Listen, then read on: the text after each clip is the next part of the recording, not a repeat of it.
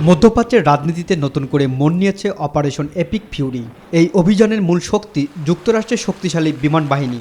ইরানের আকাশ প্রতিরক্ষা ব্যবস্থাকে ফাঁকি দিয়ে যা আঘাত আনছে দেশটির গুরুত্বপূর্ণ সব স্থাপনায়।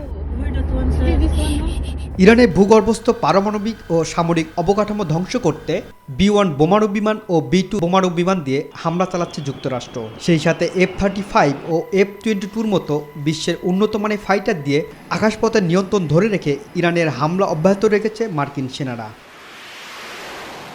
পাশাপাশি ইরানের প্রতিরক্ষা ব্যবস্থা গুঁড়িয়ে দিতে পেন্টাগন ব্যবহার করছে F-16 যুদ্ধবিমান। সেই সাথে ইরানের রাডার এবং আকাশ প্রতিরক্ষা ব্যবস্থা গুঁড়িয়ে দিতে অত্যাধুনিক EA-80G গোলার ইলেকট্রনিক যুদ্ধবিমান ব্যবহার করা হচ্ছে।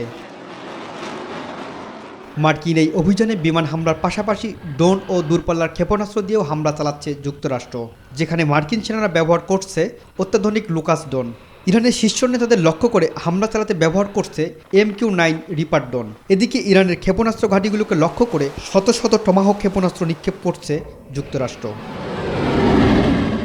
আকাশপথের পাশাপাশি নৌপথেও হামলা জোরদার করেছে ট্রাম্প প্রশাসন, যেখানে USS Gerald R Ford, USS Abraham Lincoln আর P-8 পসেইডনের মাধ্যমে সামুদ্রিক টহল ও গোয়েন্দা তদারকি পরিচালনা করছে যুক্তরাষ্ট্র।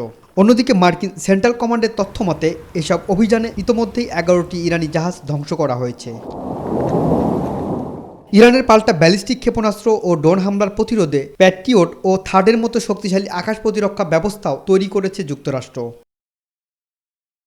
যুদ্ধের রসদ ও আকাশপথে জ্বালানি সরবরাহ করতে যুক্তরাষ্ট্র ব্যবহার করছে C-17 গ্লোবমাস্টার, C-100 হারকিউলিস যুদ্ধবিমান। বিশেষজ্ঞরা বলছেন, ইরানের আক্রমণাত্মক সক্ষমতা ধ্বংস করে দেয়াই যুক্তরাষ্ট্র ও ইসরায়েলের চলমান সামরিক অভিযানের মূল লক্ষ্য। রনি আহমেদ, নিউজ 24।